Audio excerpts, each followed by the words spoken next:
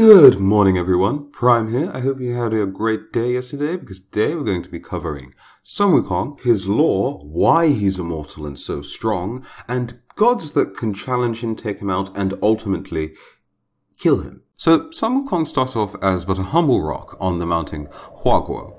And when some winds from the heaven clashed with a bit of natural energy from the earth, magical energies kind of surrounded and fueled the rock a bit, and the rock transformed into Sun Wukong. Upon his birth, a lot of powerful energy was given off, and the heavens realized that something was a bit off. The energy kind of subsided when Sun Wukong decided to take his first meal, when he was done eating, but not before. The place that he was born and conceived on was inhabited by many monkeys. Sun Wukong became their leader by making a seemingly impossible leap through a waterfall and found a hidden hideout, sort of a cave within the waterfall that an immortal abandoned for unknown reason. The beings lived there happily for about 400 years or so, and once this time had passed, Sun Wukong was becoming a bit scared of death and was really worried about it, paranoid even. So, one of his advisors suggested that he go and seek out an organization of sages to try and learn some techniques of preservation, things of that nature. And he did so. About after a year of sailing, he found this community and was taught several skills, from some life-preserving techniques to the ability to transform into 72 different sorts of creatures. He could jump several feet into the air, 100+ feet really, and this was called cloud jumping. He had at his disposal several forms of martial arts as well, and on top of this, various sorts of spells. Now, upon learning all of these techniques, he also was given the title Sun Wukong, meaning monkey awakened to emptiness. And after this, he kind of disrespected his teacher a bit by showing off all of his new skills to a bunch of the other students there, and he was kind of banished from the area thanks to this. So he went back home, and upon returning home, he met a demon who was kind of attacking the place, and he beat them up.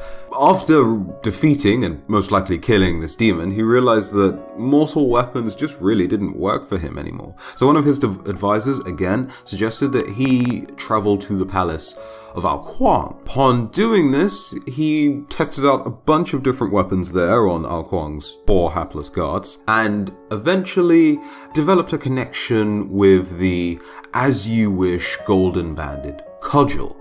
This was a special cudgel that could extend as far as the eye could see, but also retract itself to levels that the human eye couldn't even possibly detect. And this is one of the ways that he kept the weapon concealed. He just reduced its size to be about as small, if not smaller, than a grain of one of his hairs, just stick it in his hair, and whenever he needs to pull it out for a fight, just pull it out, and it was a pretty practical way to keep his weapon sheathed, I suppose. Don't know why he couldn't have that in Smite, but whatever. So upon returning home from this journey to his home with the monkeys, he found that it was his time to die, and his soul was wrapped in chains and forcibly dragged down to the very pits of hell. Sun Wukong was not happy about this, and upon reaching hell, decided to cause a bit of a ruckus there. He caused so much chaos that the king of hell himself implored him to stop and asked him what he could do to make this crazy monkey just stop turning everything upside down. Sun Wukong asked for the Book of the Dead, and when he received the Book of the Dead, he crossed out with ink his name as well as the name of every single monkey living on the earth, so essentially making himself and every single monkey immortal. Upon hearing news of some of the things that Sun Wukong had been doing, Heaven decided that they needed some way to keep Sun Wukong in check. So they gave him a pretty meaningless title in Heaven to make him feel special, which actually worked for a bit. Sun Wukong felt like a special little dandy keeper of the heavenly horses, until one of his advisors told him that keeper of the heavenly horses was a pretty low and meh title. So Sun Wukong was protested a bit.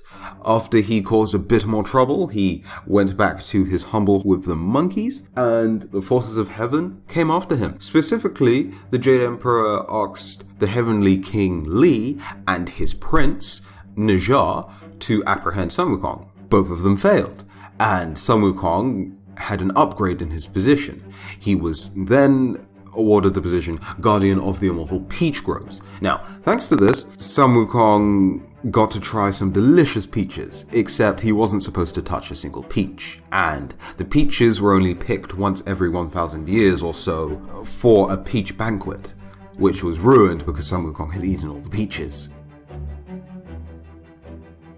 He then incapacitated several ladies of heaven and into the laboratory of Lao Zi, a fairly famed researcher, scientist type of heaven, and ate up a bunch of immortality pills just to make himself even more invincible. He then went back down to Earth to wait out the impending forces of heaven and their response.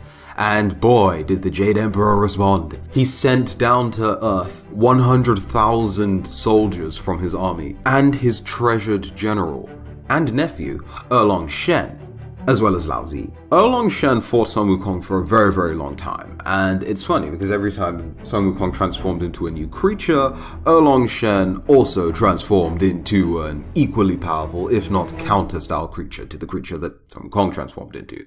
But all good things must come to an end, and Sun Wukong eventually won the battle.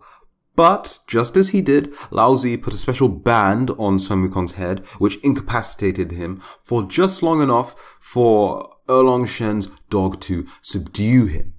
It should also be noted that Sun Wukong showed off a few other abilities during this battle. He plucked a few pieces of his hair out of his head and transformed those pieces into physical clones of himself to help him fight the 10,000 strong horde. So Sun Wukong also shows off an ability where he multiplies his heads and multiplies his arms to help him fight off the multiple attackers from heaven, which is pretty cool. Not sure if he multiplied his golden cudgel, but there you go. When he was finally imprisoned and taken back to heaven, I say imprisoned lightly, you see, they just wanted to outright execute him. They tried to cut off his head. Didn't work. They tried to hang him. Didn't work. They tried to poison him. Did not work. They even tried stoning the poor monkey, and that only just made him mad. So the solution that ended up actually working was that they dumped him in a burning furnace, locked the furnace, and kept Sun Wukong there for about 49 or 59 days. Not sure which. Correct me if you know. And at the end of this time, they opened up the furnace to, see some of the freshly cooked ashes that they hopefully just baked up. They didn't bake up any ashes. Instead, they gave Sun Wukong a new power, and that was a power to see any hiding demons and their auras. And also they enhanced his sight by quite a bit, also making his eyes a little more golden than they already were, and of course enraging the poor monkey. The Jade Emperor knew that heaven would be in some deep stuff if they didn't take care of Sun Wukong now, so he hired a sage to deal with him, and deal with him he did. You see, this sage offered Sun Wukong a shot at glory. He told Sun Wukong that if he could leap a certain distance, he would be named ruler of heaven.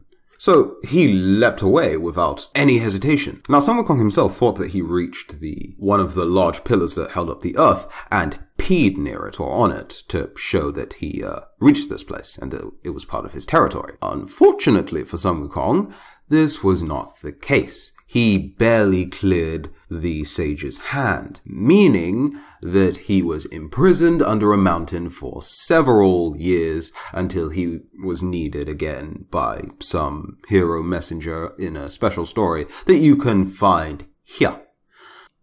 As you might have guessed, Sun Wukong is a pretty near impossible, if not impossible person to kill. And to battle, very difficult. As far as the gods and goddesses of Smite, there are a few that I think could actually face him. Now, this video is actually a little late because there are a few gods that I did some extra research for just to see whether they could actually beat him. And I didn't cover every single god that might actually be able to fight Sun Wukong, subdue him, beat him, yada yada, and maybe even kill him. So I might miss a god that you think could defeat or even kill Sun Wukong. If I do, let me know what that god might be, who that might be, or goddess might be, in the comment section below. But moving right into this, AMC is said to have a connection with Bakab. Now, Bakab was the son of essentially the supreme Mayan deity. I'm not sure what kind of connection AMC has to this deity, but if he shares any of its power, or if he indeed was a part of the Bakab, because the Bakab may have gotten bored of being one god, so split himself into 4 gods. So if AMC was indeed a part of this Bakab, then he would be a very, very powerful deity. So he deserves a spot here, or a mention here. At least for that reason. Freya survived Ragnarok, and it was said that her magical power rivaled Odin's himself, and had almost no equal. For those reasons, I think she'd be able to defeat Sun Wukong in a battle, or subdue him. See, Hercules was almost tricked into relieving the Titan Atlas of his duties. You see, Atlas was tasked with holding up the sky because he rebelled against the gods, and his punishment for this after this was to maintain the sky. Hercules did this for a bit and was strong enough to actually uphold it and not, get crushed or die. So, also after Hercules died and became a natural god, it was said that his strength rivaled, if not equaled, that of Zeus's himself. Definitely would have a chance of defeating, if not outright destroying, Sun Wukong. Ra feels like there doesn't need to be much to be said. He's the supreme deity of Egyptian mythology and king of all the other Egyptian gods. He's probably the most, if not the most powerful god in Egyptian mythology. So, yeah. Rama, Vamana were the avatars of Vishnu, who was an extremely powerful Hindu deity. Well, Rama himself took out Ravan, who in himself was able to resist the powers of immortals, thanks to a gift he received from either Shiva or Brahma. Varies depending on who you go to. Speaking of Ravan, yes, Ravan is the next pick. As I said, able to resist the powers of immortals thanks to either Shiva or Brahma. But either way, gods or immortals couldn't touch him. Demons pretty much didn't have much chance against him. And mortals, again, didn't have much chance, but actually could kill him. But were the only ones that could kill him. Hence why Rama was even able to kill him in the first place. Terra, who had a massive part to play in the creation of the cosmos, etc. Roman name escapes me, but power that rivaled Zeus's. And then, last of all, of course, we have Zeus himself. So 3 gods who I think could kill, if not definitely defeat, Sun Wukong. The first goddess, only goddess that I'm going to put here is Nemesis, purely because she's said to really only act upon deities who kind of deserve punishment of some kind, or who have warranted justice's, if that's even a word, attention. There's that, and she's supposed to bring justice to wrongdoers. By the end of his story, Sun Wukong was pretty much a criminal. So, Nemesis being as strong as she was, I believe she'd probably have a chance of, if not killing Sun Wukong, defeating him in some way. I think she's got a fair shot. Next up, we have Thoth, and I mention Thoth purely because of the Book of the Dead. I know that Sun Wukong wrote his name out of the Book of the Dead in Chinese mythology, but in Egyptian mythology, I would assume that that's a separate book entirely. So it's a weird interaction because I'm not too sure how the Book of the Dead would necessarily affect Sun Wukong, but there's a chance that it could outright kill him or be used to judge him, because the Book of the Dead helped or had its part to play in the weighing of the heart ceremony. So I suppose Thoth/Anubis. Anubis was in charge of the weighing of the heart ceremony. I mean Thoth for nothing else in the Book of the Dead, but those two get mentions as well. Lastly, the god that I know without a doubt would be able to deal with Sun Wukong, and in fact pretty much, well, any other god, I guess, would probably be, well, not probably, would be, without a doubt, Kronos. Why, you might be asking? Well, Kronos has the ability to just uncreate Sun Wukong at will. You can just reverse time, change events, boom, no Sun Wukong, no problem. Or make it so that Sun Wukong is ended before he becomes immortal. I'm not too sure what any god could do against power like that. And side notes for gods that could probably subdue, defeat, etc. Sun Wukong are Zeus's very brothers, Hades and Poseidon. I think Hades is supposed to be the weakest brother, Poseidon is supposed to be the second strongest, and Zeus the strongest. Might have muddled the order of Hades and Poseidon, correct me if I'm wrong on that, but yeah, I think those two definitely do have a chance, because they are quite They are very powerful gods. Well, that's the end of the video. If you enjoyed it, go ahead, leave a like. If you're new to the channel and want to see more content like this, go ahead and subscribe. Plenty more videos just like this coming on the way. And until next one, have a very, very, very good day. I've been Prime, and I'll see you in a few. Bye-bye.